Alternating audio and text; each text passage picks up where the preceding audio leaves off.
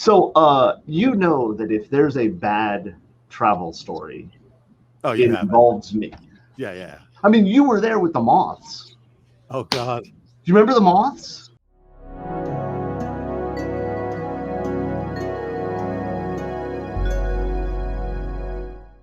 Where was that? That was Disney, the Contemporary. Oh, But jeez. yes, it was InfoSec World, and I was no, Eric. Have I told you the Moth story, Eric? I think you've told me, but I still I couldn't remember that it was Contemporary, and that just bothers me to the depth of my soul that it was the Contemporary. So Why?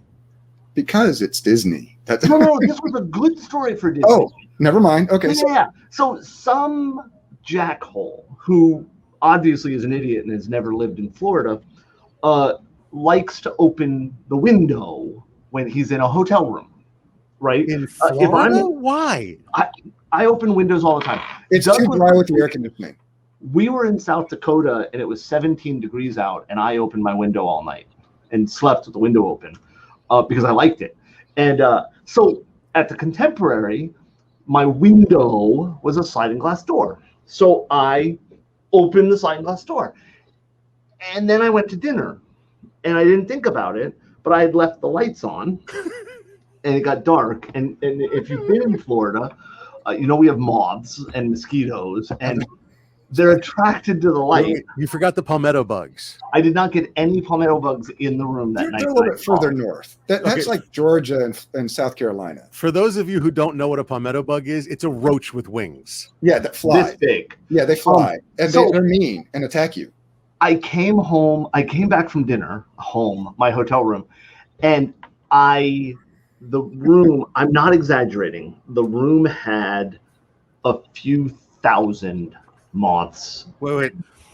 In a world where the pulsing blanket of moths across the furniture was all he could see.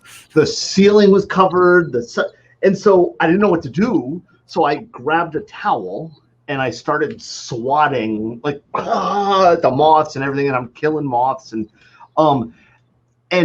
they were like bug guts on the ceiling, bug guts on the wall. I killed all these bugs, right? I shut the door, and I'm like, and by the time this had happened, I don't know if you've ever been to a conference, but Josh was there, right? We had gone out to dinner. I think we actually didn't we go to Epcot that night? Oh, that was when we did the lake with all the food places? Yeah. Yes. And the countries. Those weren't food places. They were countries. And then we saw fireworks. And then we hung out in the lobby of the hotel and talked. And it was like 1 o'clock in the morning by the time I got back to my room.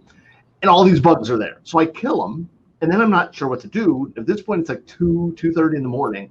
So I will admit, I went to bed.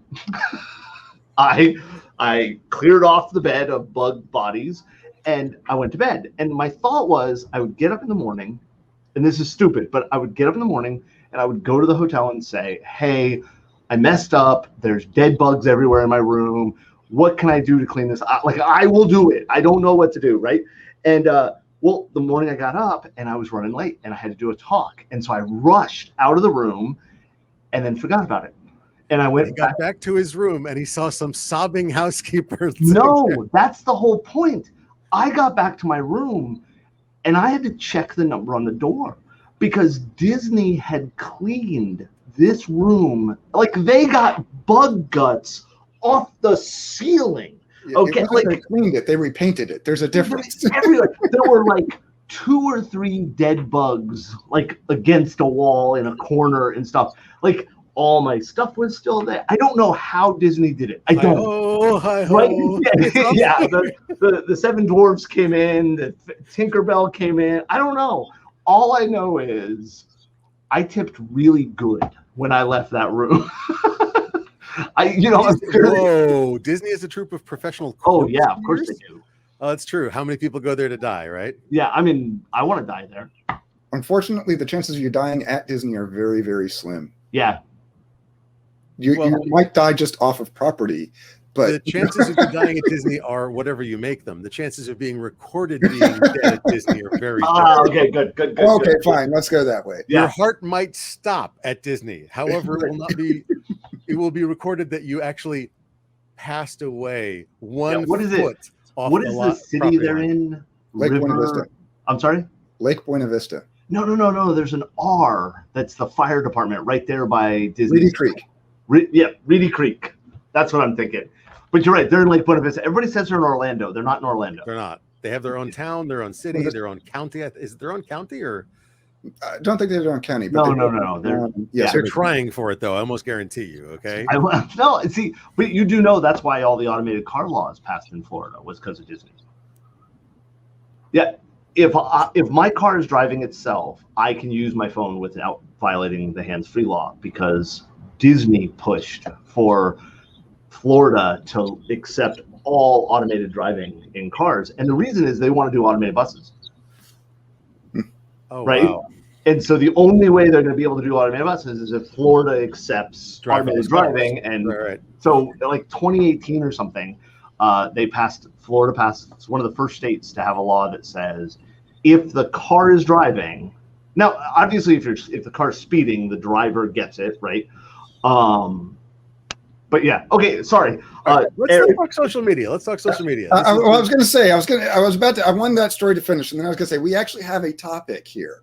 Yeah, that isn't bugs. All right, so that's not bugs or Disney or any number of things. But first, everybody who's here, thank you for coming to the first ever sounding off against nonsense and security. We're planning on doing this more than just this one time, but this is where we're going to have two well-informed experts discuss or maybe debate any number of things, different topics. Passionate? Or Josh and I. Yeah, I'm going to stick with it. You're well-informed. All right, at least we're not experts. I mean, Kevin, if he called us experts, I might have to come across this, channel and choke him, But if he calls you an expert, he can ask you. That's right. I'm going to. I have to set it up there. So, but if I'm a professional expert, I can charge for it. So there you go. So anyways, I'm Eric Kuehn. I'm just here to give the basic introductions. Really, we're here to listen to Kevin and Josh, who are the experts. If you don't know, Kevin's the CEO of and founder of Secure Ideas. Josh is the CEO of MGM Growth, right? And executive director of RM-ISAO. RMISAO, yeah. You know what I always find out about, what I laugh when you say MGM Growth, is because I still call Hollywood Studios MGM Studios. It's MGM, not MGM. Oh, did I say MGM? Oh, man, MJM. I apologize. MJM. Okay. Yeah, see, I was stuck on MGM Studios for the same I spelled Josh with a G because he's gosh dang good. All right. Don't worry. We're also going to use your actual social media in this. So don't worry. It's okay. Mine? No, Eric's. Mine? My social media is going to be used in this? Yeah. Uh-oh. I'm scared now. Social media? He's got LinkedIn. You should see his profile picture. It's adorable. Oh, geez. everything about Eric is adorable. Thank you for bringing that up. Now I'm feeling even worse. Great. Now I go find his LinkedIn profile. No, don't look. I need to. Hold on. It's about to change right now. This week's topic, social media, lifesaver or destroyer. Clearly for me, it's going to be a destroyer as everybody goes to my LinkedIn profile. So who wants to kick it off? Thank you. Yeah, I haven't updated that in a few years. A few? Dude, it looks like you're a teenager. Hang on. We have to do this now. Okay? Actually, I think that's more of I just shaved that day. Yeah. I don't think that's that old. Eric is really young looking when he shaves. Yeah, I shaved once and Kevin's like, who are you? I don't, you don't look bad, but don't do that again. So. So I should point out that the last time I actually shaved my entire face, my wife walked by as I got out of the bathroom and just went, "Ah!" And like, I went, "Honey," she went, "Oh, it's you. It's okay." She's never seen me. Like since we met, I've had either a goatee or a full beard. All right. So have you ever noticed that people that shave their heads seem to always grow beards and mustaches? No, it's not because we shave our heads. It's because the hair migrated down. Exactly. That's what I was going to say. It's like it slid. I had a friend whose dad was very, very balding, and he was also very, very hairy. And we used to laugh and say that all this hair had fallen onto his back. And it just slid backwards. No comment. Anyways, so far. My daughter has definitely called me a teddy bear at times. Let's put it that way, okay? Josh, let's be honest. I've called you a teddy bear. Well, that's true, but you don't cuddle as well as she does. So no, I don't. So we're going to talk about social media. This is something in the CISSP mentorship that we run and do and hang out with and do all this kind of stuff. it was brought up last week. Was this last week? Yeah, right. Weeks ago, I think. 2 weeks ago. Yeah. And it was brought up that is social media good for society, communication, helping things? And what we mean by this is not in any absolutes. I don't think anybody on this call will speak in absolutes because all absolutes are wrong. Okay, who caught it? Come on, who caught it? Let's be honest, who caught that? But the question is overall, average. Is the world better because we have social media, or is the world worse? Society, whatever you want to do it. And if I remember correctly, Josh believes that overall society is worse off because we have social media to the level we do. I think that there's a slightly more nuanced answer, and the answer is yes. Yeah, that's totally nuanced. Well, I mean, the answer is yes, it is better and worse off. Yeah, I think the world is better off all around because of social media. See, that part I disagree with. I think that the world is better off in certain use cases and worse off in certain use cases. I think that overall, if I had to put a left or right of center there in terms of better or worse off, I think it's worse off. Yeah, and I think it's better off. And that's what it's all right for you to be wrong. It's okay. Exactly. And as we know, I'm not. And so, but I think it boils down to one main thing. Please.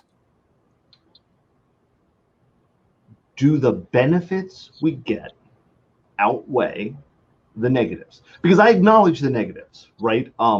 As somebody who is vaccinated and wears a mask, I don't think anybody can disagree that there are negatives of idiots that will not do things they should. And I'm not saying that everybody should be vaccinated. I'm not talking that kind of stuff. I'm specifically talking about people who are fighting science because social media tells them they should. Is that a good way to put it? Oh, that's a very polite and proper way of saying it. Yes. Yeah. Idiots is another way. Anyway. See, I don't think idiot is strong enough. Co-idiot? And let's be very clear. I believe, and I want to say this for the record, because it is being recorded, so I can say it that way. I do believe that there are reasons why people would not get vaccinated that are legitimate. I don't believe that you're immunosuppressed or there's some medically understandable reasons. Yep. And that's why I'm never going to say everybody must be vaccinated, right? I believe that if you can be vaccinated, you should. I've already started enough accounts. I think at last count, I have just over 6,000 Facebook accounts. It's why I always laugh when Facebook says, we don't have fake accounts. We clear them up as soon as we find out about them. I have presented about my fake accounts with Facebook staff members in the room, and they have not removed a single one of my fake accounts. And they're easy because they all are at an @securideas.net or .com email address. If you've got to use your real account is there too. I know. Other than my real account, which it's up to you to determine whether it's the real one or not. They're there. Here's why I think Facebook and Twitter and LinkedIn and even TikTok is better overall than worse. There's lots of misinformation. There's lots of really, really bad things that we share, we spread. Malware runs rampant in some cases, things like that. I got to share the last days of many of my friends' lives during the pandemic when we couldn't because we had social media. I understand, and I respect that. And that's not just the only reason. It's just the best example I can come up with. Right? Respect. I'm able to communicate with people. Personal information here. I found out that I have a son living in another country that I was not aware of for more than 2 decades, and was able to meet him and talk to him because of social media, right? I think that level of communication and the ease at allowing, and I want to be very clear that I'm well aware of my privilege, and I'm also well aware that not everybody has a great system and experience in social media, but the ability for people to gain information and learn and explore topics that they would not have been able to, the ability to connect with the actual experts in the field through social media outweigh the Gregory Evans and the Joe Rogans and the whatevers that we see, I think. You know, I'm actually the way you put that was fascinating, and I'm going to explain what I mean. Sure, please. You know, so we're doing social media in general in society, not really just security right now, but we'll get to the security part. So your point about how you get to share your boundary of connection can expand because of social media. I respect that. I totally agree with it. I'm good with that. As a net good, that's wonderful. Okay. My problem with social media, my point about it sucks, is that it's a couple of pieces. It's I only see people on Instagram going, how wonderful my trip is. And so it actually fosters depression in people because they look at their life and they're like, I just cleaned up the cat litter. I wasn't on a in a cabana in Ibiza, or wherever. Yes. Like I'm making peanut butter and jellies for my kids because that's all I've got time for this morning. And I'm going to the office or to my retail job or whatever. And my life, vacation. What is this vacation thing you speak of? I don't even know how to spell that. Yeah, really. How many people are out of work, etc.? And so they see all their friends doing cool things, but what you don't see is that their friend doesn't put the time they had to clean the cat litter or the 6 months they had to spend saving up to go on this 3-day vacation where they took 1,000 photographs, but the 6 months they took like 4. Yeah. So 100% agree. 100% agree. And that's on the personal level. Then there's on the organizational level. And I'm sorry, forgive me for just going on for just a minute here. But on the organizational level, there's the hyper local advertising, the hyper local segmentation of people into groups. The fact that if I click on a sock advertisement, oh, he's a sock person, and I'm only going to show you sock stuff for the next 6 months. If I click on one single political advertisement, because I'm like, Jesus, what are those idiots saying now? No, you must be part of that tribe. And that hyper localism, that hyper tribalism. Ooh, good word. Good word. That hyper tribalism that Facebook and Instagram and all those places engender because they can advertise to you. And the echo chambers that they create, the hypertribal echo, I really like that word. Those hypertribal echo chambers they create, that's where I see the societal net ill, net evil, net bad, net call it what you will. Okay, if I may. Please, I'm done. I would disagree with one part of that. Go for it. Well, I hate the advertising because it never seems to advertise stuff. Like the idea that I had to buy a brad nailer because I had to fix some stuff in the house. Bought a brad nailer, and for 2 weeks after that, every ad I had was for brad nailers, even though I had bought it. I bought one already. Go to the next tool. Give me the next thing I need, right? Which is probably a router table. But anybody have a router table they want to send me? I'd love one. And I have a router. I don't have a router table. Harbor Freight actually has a decent one. You just put a better router in it. It's not bad. Yeah, I have a really good router that I'm going to put in a router table, but it doesn't fit in the Harbor Freight one, sadly, because I've looked at that one. But thank you. But I actually like the targeted advertisements. I like the idea that when I go on and I'm talking about something that I get ads for things related. Now, I will say that not that they're listening to you. They're never listening. No. Not listening. It's been proven time and time again that they're not listening. But I will keep trademark Facebook. Sorry, I couldn't resist. I like the hyperlocalization. I like that type of advertising. As to the echo chambers, I disagree that Facebook has created echo chambers. It's not just Facebook. I mean, I'm using them as a convenient example. Facebook, Twitter, whatever. I will absolutely agree that they enable echo chambers to be worse. Okay. But I don't believe they created them. And the reason I say that is I grew up in South Florida. The guy who says he's my father, I don't want him to be. It's why I changed my name. He was a fireman. We hung out with families of firemen, families of cops. We hung out with people who went to our church. I went to a Catholic school until 6th grade when I was kicked out because of something my parents did, not something I did, which I think is absolutely hilarious. That is. I was expecting it to be you, but okay. I know everybody does. It wasn't me.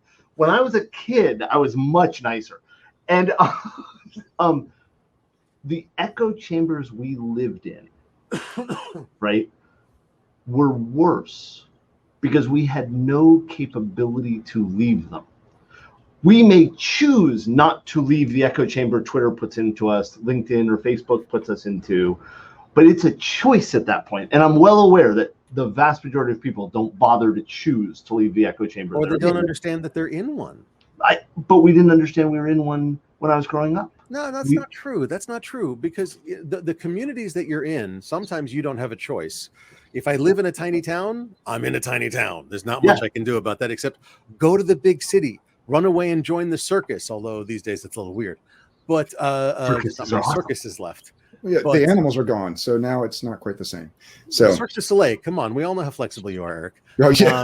We've seen the pictures. Your LinkedIn pictures are wow, dude. I'm impressed. Anyway, but there are ways to escape. I mean, what was the movie? Oh, Silence of the Lambs. You know, you ran away all the way to the FBI. You know, you right.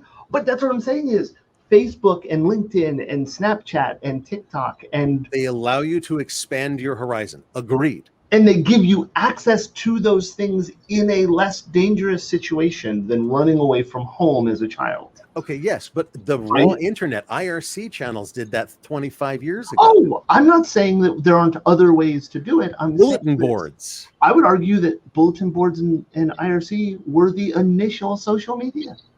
Absolutely, they were media. They were ways to chat, and you could find bulletin boards that catered to people that went to Dragon Con, Scientologists, whack jobs, people that went to Dragon Con. Wait. You said Scientologists and whack job as if they were two different things. I was talking about the Dragon Con, and anyway, so okay. But I repeat myself. I mean, the point is, you can find communities of like-minded people if you're in a community, your local living area, that does not have them. And they opened up that horizon, because before that, it was like, nope, I'm stuck in this small town and there's nowhere to go and I'm screwed. I might just have to become one like them or just leave, whatever. Facebook's targeted content machine. DPOM's interesting. Drew in a lot of otherwise isolated individuals. That's true. And isolated individuals can find online communities to open up to be part of, to be loved. And I will accept there are a negative to that, because we've got the incel communities that have found each other and encourage each other to kill people, right? So there is a negative to it, but I think that what you're saying agrees with what I said, is that the social media networks, whether they were IRC or Facebook, give you access to expand your circle. Yes, but then when they cattle pen me in that little circle or put me in the wrong one and don't let me out unless I'm technologically sophisticated enough to do so, when they put me in a tiny tribal cattle pen with 20 other people and they're like, oh yeah, you like blowing things up?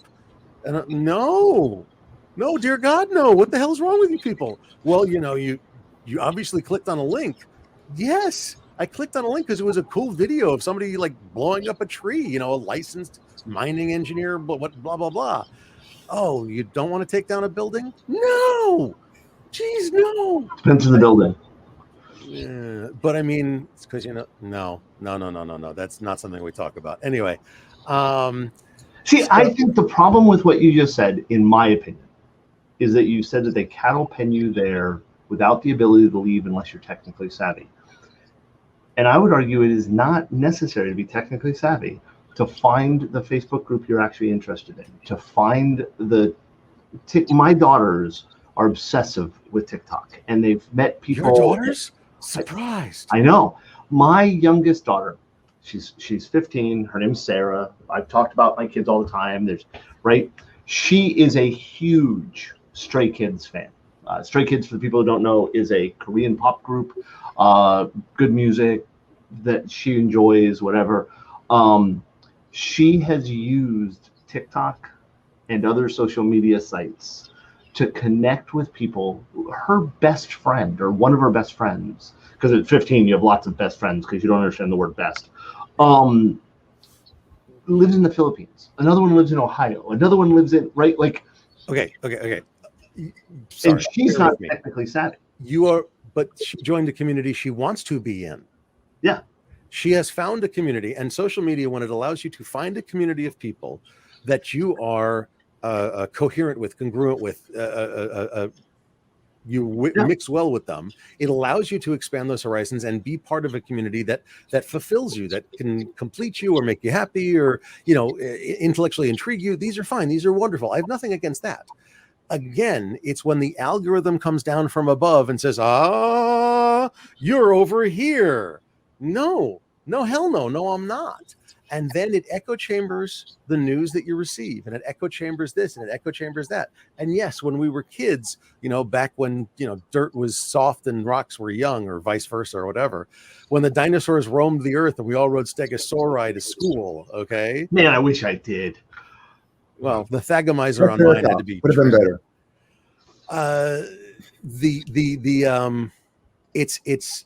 We were stuck in communities that we had no ways to get out of. But even then, the fascinating thing was the news brought us information outside of our community. When I was young, my dad, who writes for a living, taught me how to write. He threw me the book review section of the New York Times every Sunday and said, write like them, you'll learn how to write. And that's how I learned how to write, not a joke. Okay. I think one of the problems with this is that you and I grew up differently. It sounds to me, not today, but from conversations with you in the past, that your childhood, nobody's childhood was perfect. Okay. I want to be very clear. I'm not in any way saying that but your father teaching you how to write by the New York Times, that's awesome. That's great. Yeah. Right. And I feel melodramatic saying this, but I don't know another way to say it. Okay. When I grew up, I learned how to replace a sliding glass door multiple times. Right. The reason I learned how to replace the sliding glass door was my father threw me through it. And then it was my fault I broke it and I had to fix it. And I'm not saying this in any way to talk about abuse. But as a child, and I'm talking as old as 14, because he did not leave until I was 14. I thought that was normal because the echo chamber I was in taught us that was the way you were supposed to be raised. And I had even though I read voraciously, I went to the library regularly and took out as many books as I could. And I tried to, when I turned 14 and got my first computer, I got involved with bulletin board systems and started to explore those communities, right? When I look at the time that I was 13 and 14, before I saw all of that, that's why I say that the access we have now for the majority of people is better and is better for society than the access we had in 1987, 1988, right? I get it, and you're right. And I think that, and that's why I say it's not the melodramatic part of it. Like, no, you're not being melodramatic. It's fine. But in my opinion, the majority of people I knew and the majority of people I talked to about back then were in similar situations of awareness as I was. And that still happens today. Absolutely. I was not only a cop, but a fireman. Yep. And I will tell you that in those familial structures, it is just stay quiet. Yep. Because otherwise you could harm dad's job. Yep. And that was not allowed, because if you harmed dad's job, That was a problem. That was a problem because then no money would come in and he couldn't buy food or alcohol, which are obviously the two most important things. And actually, alcohol wasn't one for mine. For most of the cops. But yeah. We'll just go with Anyway, that's what I'm saying is we look at people today and the ability for somebody to call out abusers easier.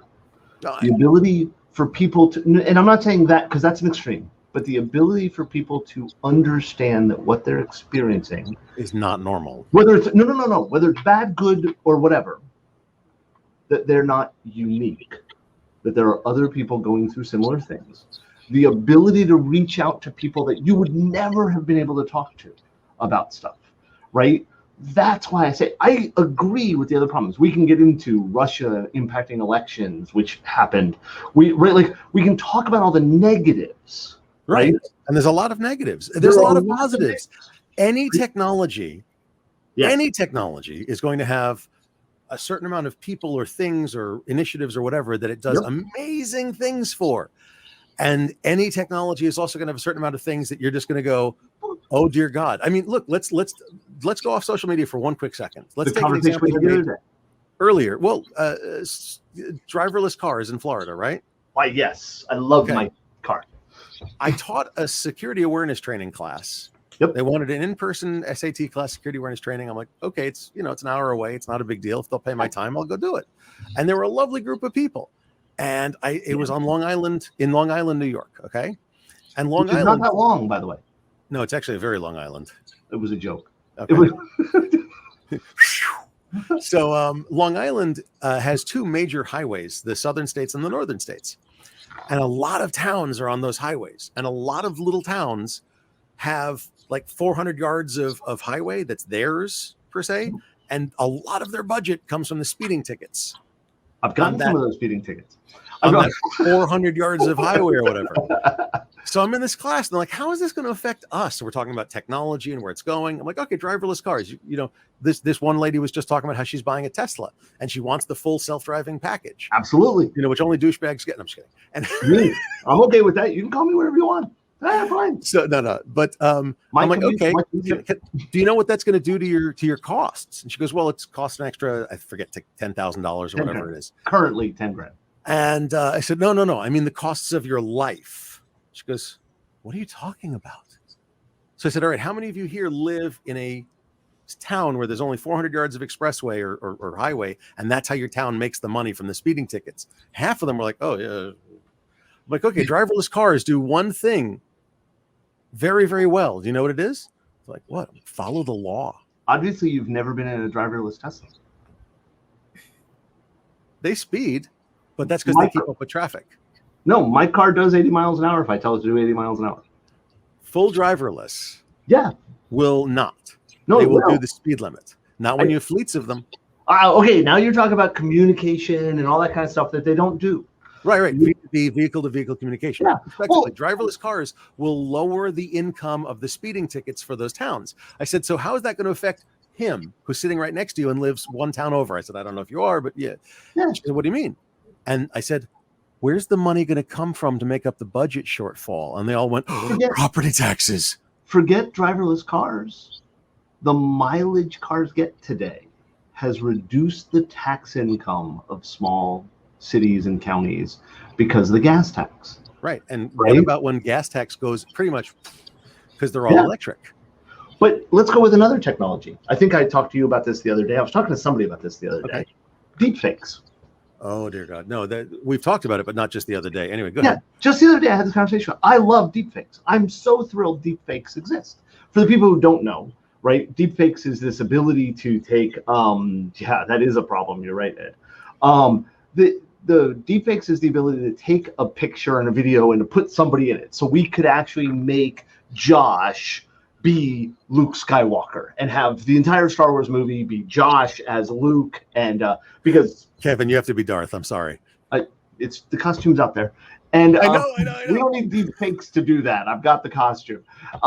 But when we do this, right, deep fakes, people talk about it as revenge porn.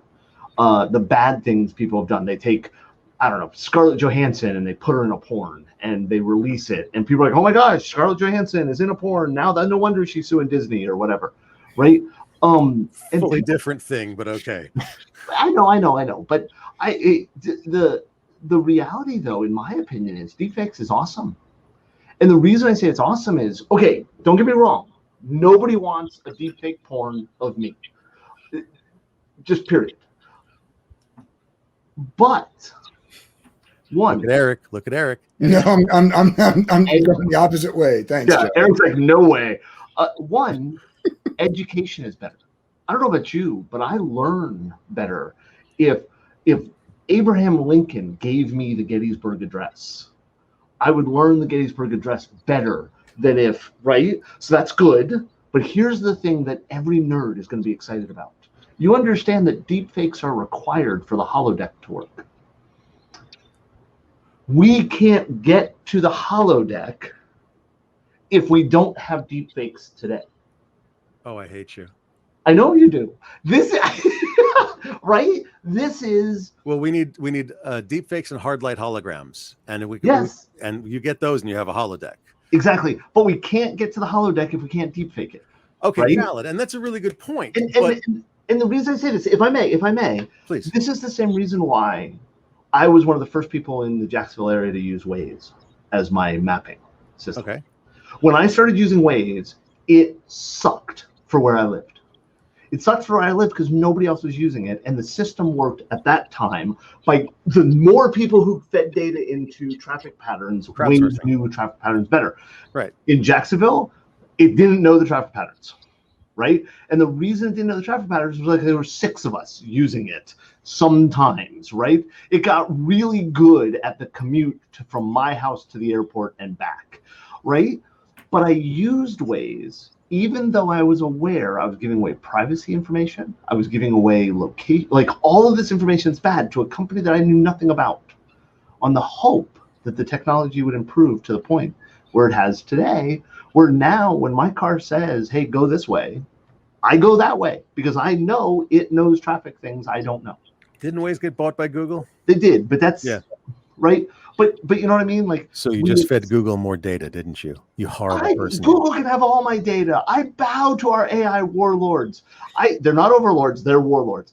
And this is what I say is that technology has negatives, right? Absolutely have negatives. Yeah, absolutely. But the positives historically, and I believe social media, jumping all the way back, is a good example that when we look back on it, the negatives will be outweighed by the positives. Okay. Are there positives to social media? Both? Yes, absolutely agreed. Yep. Are there negatives to social media that, and plugs them back into the matrix? Nicely done. There is Kevin a steak and plugs him back in the matrix. Nice. Okay. But no, here's the deal, Kevin. My problem is that when I grew up, there was a newspaper on the table. And you'd look at the newspaper and you'd see stories that might agree with something you believed. You can see stories that might disagree with them. You could buy papers that had sort of slants, the New York Times, the Financial Times, the Wall Street Journal, etc. You could buy papers that were more conservative, more liberal. The Christian Science Monitor actually has a surprisingly good news organization. Eric's right. Sorry. What's that? Keep going and then I'll. But the point is that when I am only seeing things that agree with my echo chamber slant, it is hard to have any perspective. It is hard to have any no, it is perspective. It outside perspective, outside of that echo chamber. That gets me nervous. That gets me worried. What you're describing is the exact opposite for me. And what I mean by that is, when I was growing up, there was one paper, the Sun Sentinel. Okay. That was it. There was no paying for the New York Times to be mailed to you. No, so you had the Sentinel, but it had op-ed pages where people could write in with different opinions? Nope. Good try. It does now. But the Sun Sentinel was a small paper that they had some report. Now they're huge now. They're big. Oh yeah, because they're big now. I remember hearing about them. Yeah, well, of course, because they're right. South Florida is huge. When I was growing up, South Florida wasn't huge. All right, right? Good point. And so when 100 years ago, it was not that big. Yeah. there was one paper on the table, if there was a paper at all, right? The news was all local. When we turned on the news at 6 o'clock, we heard some national stories and some local stories. There was no op-ed. There was no opposing opinion. And that's why I say is, for the people who grew up like me, not outside of New York, right? And right. I did. I grew up in northern New Jersey. I understand. I agree. Right. So it's a flip of. And for anybody that grew up in, and for anybody that grew up in Ohio or rural, you mean like the majority of the United States, or rural South Dakota or whatever. Yeah, you've got similar things. They might not even have a local paper. Yep. But we have connected the country with radio, with television, with rural electrification. I always screw up the pronunciation there. With bandwidth and broadband, although most of those companies wasted all that money, but trying to bring broadband out to the country. Well, AOL still has like definition of what broadband was. Oh, don't even get me started. And AOL has like 15 million customers still, I think. 20 million customers, something like that. Something like that, yeah. A lot. Well, Juno, we have a staff member here that still uses juno.com as his email, personal email. Are you joking? No, I'm not. Why would I joke about that? Have you beaten them enough to we make fun of him all the time. As a matter of fact, he will probably say something when I finish this because I'm making fun of him again. Don't make fun of him. Just start smacking him a little bit. Like, come on, get a real email address. Anyway, but I mean, there are people in security. I'm going to try to tie this back to security now to be blatant about it. There are people in security that I rarely talk to anymore because of their extremist views. And I don't get me wrong. I'm a firm and fierce believer in free speech. Absolutely. I am a fierce proponent of free speech. Mm-hmm. I will not cut anybody off or block them or whatever just because they want to say things that I find wrong, distasteful, whatever. I want to have the opportunity to perhaps persuade them down the road that what they are saying is distasteful, inappropriate, wrong. Okay. There are limits. Don't get me wrong. Okay. But on the whole, if you're just an idiot, not a deliberate, total raging jackhole, I will merely not interact with you as much. Right. Okay. But, and Eric has a good point. Social media gives people keyboard cojones they would never have in person. Okay. Yes. And I actually, now I'm thinking like, those truck balls. Now we need to have like keyboard balls, but no, we don't. Come on. Guys, no, swag. Look, professionally evil. No. No. Hand them out at conferences. It'd be awesome. No. Yeah. MGM can do that. MJM, because MGM was taken. I just said. But I mean, it's like we have people in our industry, in security, who have opinions I consider, and I consider them wrong, inappropriate, distasteful. Okay. Yes. So I talk to them less. And then when I say, hey, here's why I think you are wrong, inappropriate, distasteful. Here is evidence. Oh, no, you're wrong because of a Facebook scientist. Yep. Because of a Facebook medical expert. Yes. My research. And this is another reason why I think social media is bad. My computer has a virus. I should give it ivermectin. No, that's not how this works.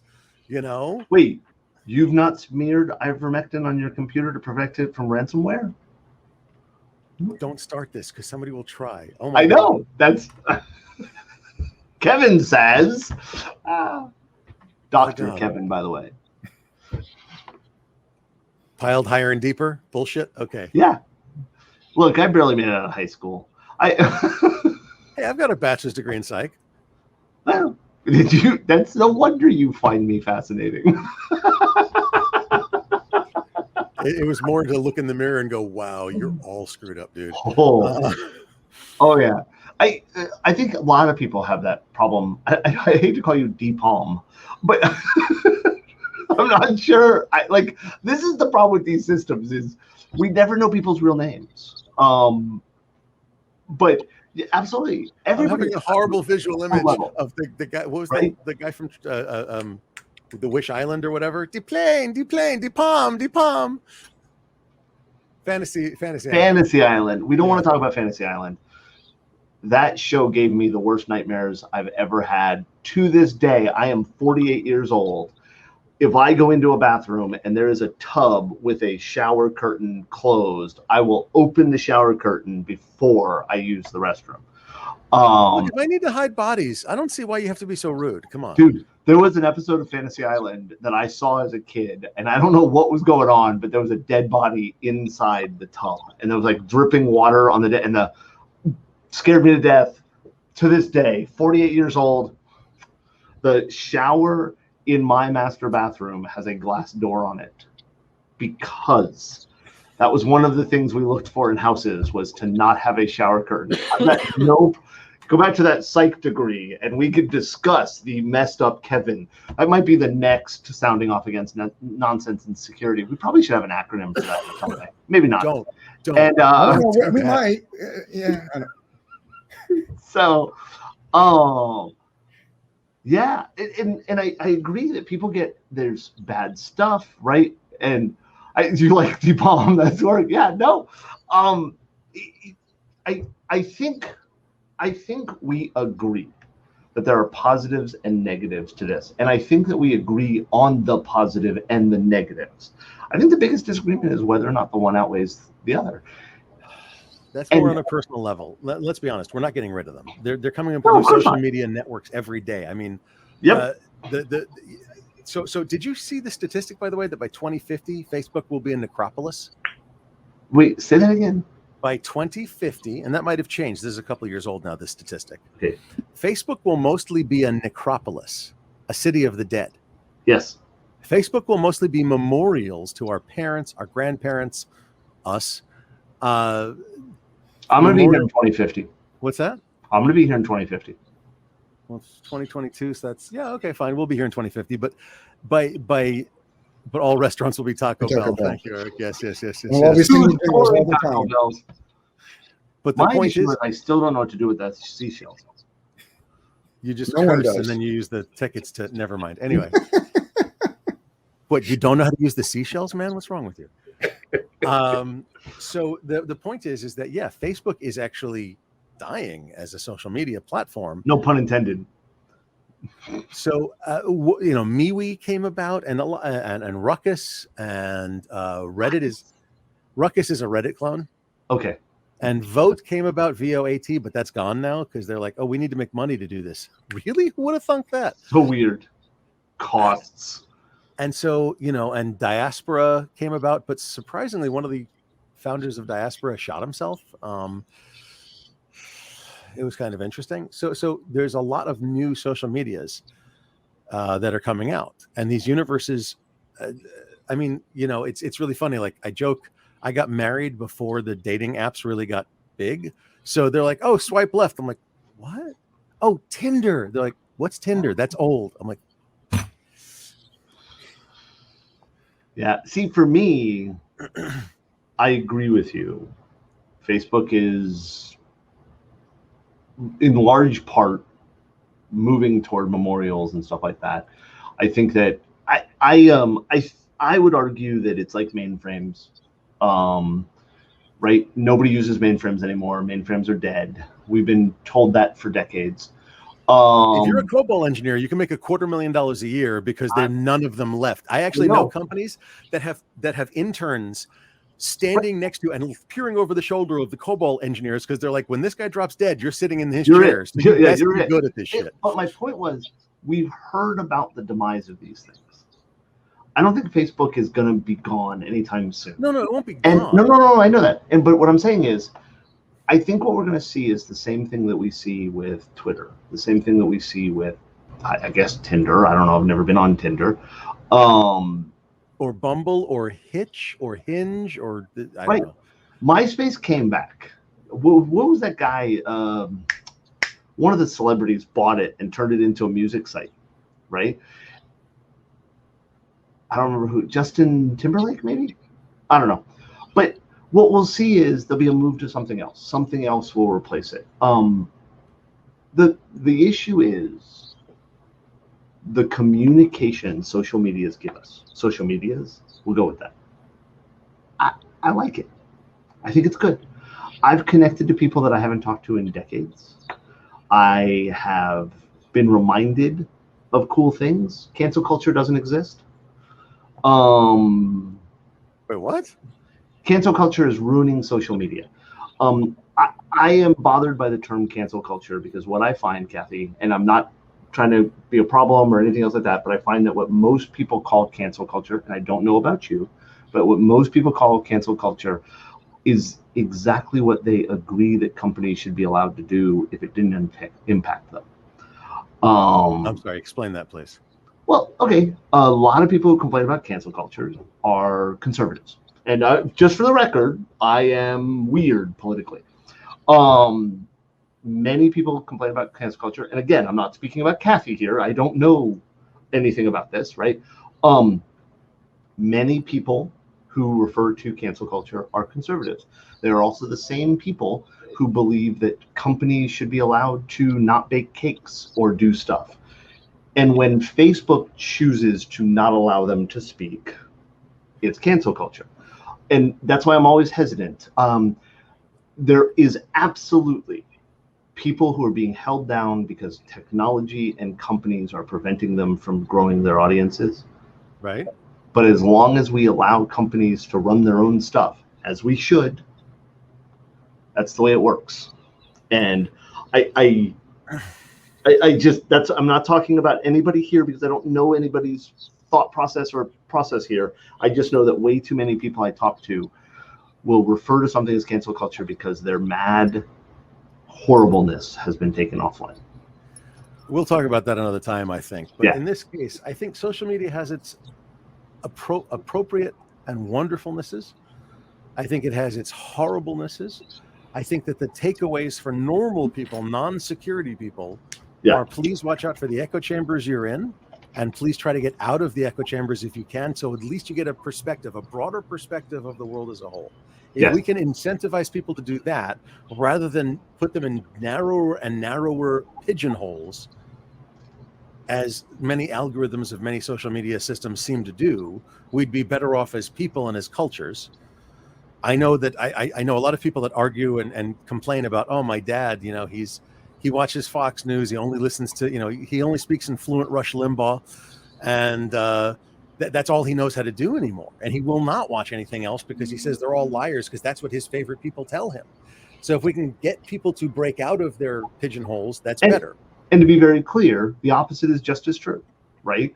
Rachel Maddow is spouting stuff, and anybody who doesn't agree with the Democratic Party. I didn't mean it to be one side or the other. We pigeonhole ourselves to a large extent. Yep. And I mean, don't get me wrong. I mean, I will say quite happily, and I'm a firearms owner. Okay. I believe in the Second Amendment, and I don't have a problem saying it. No, please don't say you believe in the Second Amendment. It drives me crazy when people say that. Everybody believes in the Second Amendment. We know it exists. I agree. The ideas behind the Second Amendment. Support the Second Amendment. The Second Amendment. As do I. I support the Second Amendment. But that to some people means you must be a Republican conservative scumbag. And it's like, no, actually, I'm not. You know, but anyway, the point is that social media can pigeonhole you if you allow it to. Absolutely. Or you can break out of those pigeonholes. In that sense, that's the piece that I don't like. The same piece that says that AI that's trained badly will turn into an epithet spewing pile of crap. Okay. And algorithms, if not done properly, will, they lost the ability to agree to disagree. And that's something that I've actually been yelled at for, Eric. I actually said, you know, I'm in this group and there's some jackasses in this group. And I tell them that they're jackasses, but I'm still in that group because there's a lot of really nice people in there and I get a lot of good information from it. And they're like, oh, and I got yelled at. If you're in that group, you're obviously a scumbag. Wait, what? You just described social media. So I'm gonna stop us here because we just got a 3-minute warning from Jeannie, I believe. I was about to say the same thing, but hey, it's all good. So I believe that Eric has a fancy wrap up. I have no fancy wrap up. Oh, that's cool. Then, hey everybody, I want to say thank you very much for coming. I hope that you enjoyed yourself. We're gonna try to do these random things. We've got lots of webinars we're doing, stuff like that. I want to be very clear. They are marketing for us, but the webinar is not marketing. And what I mean by that is, I, as one of the founders of Secure Ideas, am a very firm believer that our core reason for existing is to educate. Yep. And I want to share as much information as possible. So if there's any questions or things you want to talk about, please let us know. Please talk to us. We have a Slack workspace you can play in. We're on Twitter. We're on LinkedIn. We're on Facebook. Eric is one of the smartest consultants I know, and he'll be presenting next week. And I don't remember about what. We're actually going to be talking about how auditors can get more information about AD to help them. Nice. I like it. Ooh, and Eric knows AD like better than anybody I've ever met. Seriously, not a joke. Microsoft asks Eric. No, don't say that. I made that up. Eric is a stealth MVP. Microsoft just doesn't know it yet. Okay, I'll accept that. And I will tell you right now that if you have any compliance questions, if you have any question about how to work in a modern organization or industry, or if you just want to know one of the best people I know, Josh is who you want to reach out to. I have long felt that I am a better person because I met this loud asshole. Kevin, I think the same of you, especially the loud asshole part.